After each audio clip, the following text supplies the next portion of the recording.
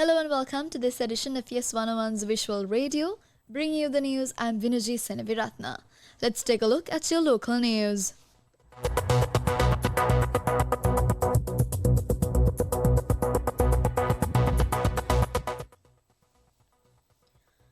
On to your top story, the Supreme Court of Sri Lanka has ruled that several clauses in the proposed Sri Lanka electricity bill are inconsistent with the constitution, requiring either a special parliamentary majority or approval via a public referendum unless amended.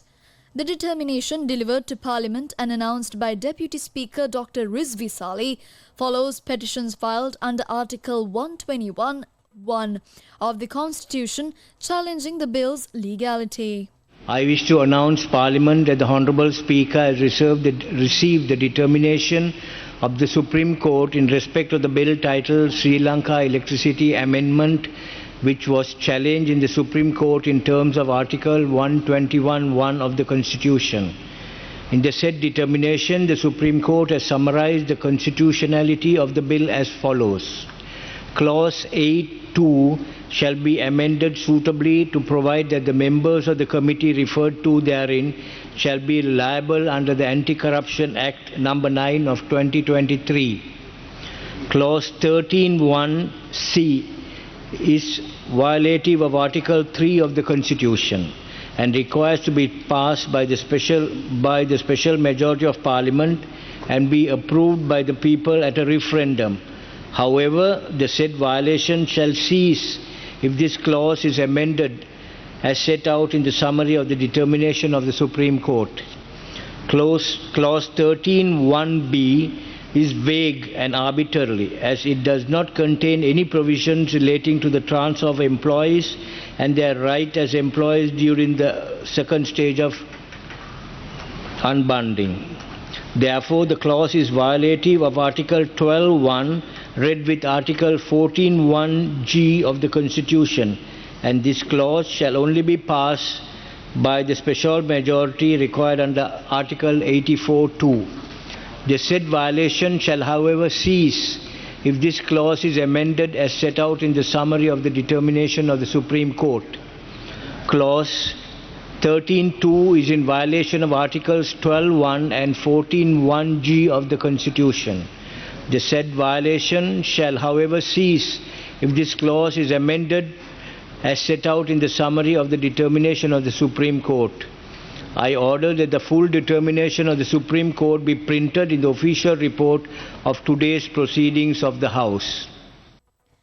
That was the Deputy Speaker Dr. Rizvi Sali. On to more local news. World Bank's new South Asia chief will have $39 billion portfolio under his watch.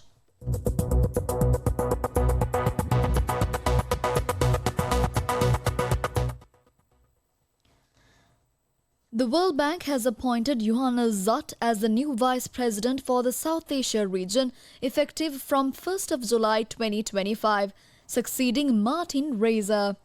In his new role, Zutt will oversee the World Bank's engagement with Bangladesh, Bhutan, India, Maldives, Nepal and Sri Lanka, managing a regional portfolio valued at $39 billion, which includes development projects, technical assistance and financial resources. Zutt, a Dutch national, brings over 2 decades of experience at the World Bank, having served in various leadership roles. Most recently, he was the country director for Brazil and previously held positions as Director for Strategy, Results, Risk and Learning in the Operation Policy and Country Services Vice Presidency. He has also served as Country Director for Bangladesh, Bhutan, Nepal and several African and European nations.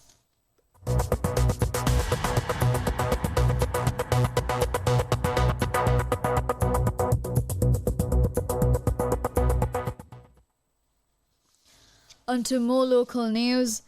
Sri Lanka Police Headquarters has announced a new round of officers' transfers approved by the National Police Commission affecting both senior and mid-level personnel across various divisions. According to the official statement, 5 police inspectors have been reassigned. Chief Inspector KCP De Silva, Chief Inspector EMAIB Ekanaika, Inspector SK Anurajit, Inspector RT Hemachandra, Inspector TC Pathum Kumara. In addition, several senior superintendents of police have been reassigned to key leadership roles. SSP HWIC Muthumala, formerly Director of the Criminal Investigation Department, has been appointed Director of the Bureau for Investigation of Abuse of Children and Women. SSP KCR Yavansa moves from the Gampala Division to serve as Director of the Central Crimes Investigation Bureau. SSP C. Gunaratna, previously Director of the Police Cadet Division, will now head the Sri Lanka Police Academy while continuing oversight of the Cadet Division. SSP B.A.E. Prasanna has been transferred from Mount Lavinia to Kabithigolava Division. SSP A.G. Gunasekara shifts from the Bureau for the Investigation of Abuse of Children and Women to Mount Lavinia Division. SSP B.D. Gunasekara moves from Badula to Colombo Central Division. SSP Y.B. Krishantha has been reassigned from Kabithigolava to the Field Force Headquarters.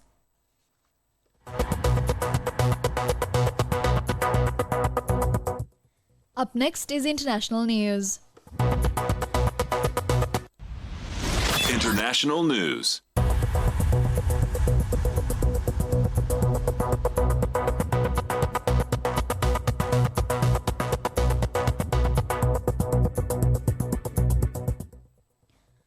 In international news, the trade deal signed between US President Donald Trump and British Prime Minister Sir Keir Starmer, lowering some tariffs on imports from Britain, has come into effect.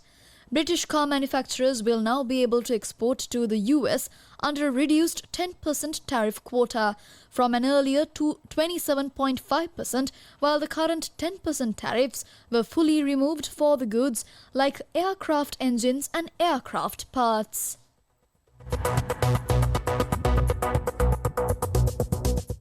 Up next is your update on sports. Sports news.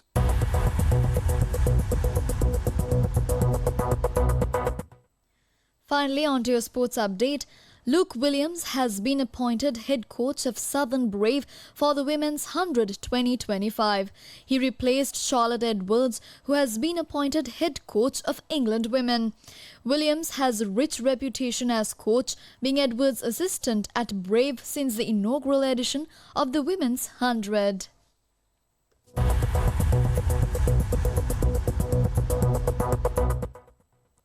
And that's a wrap of this edition of YES101's Visual Radio. Thank you for watching.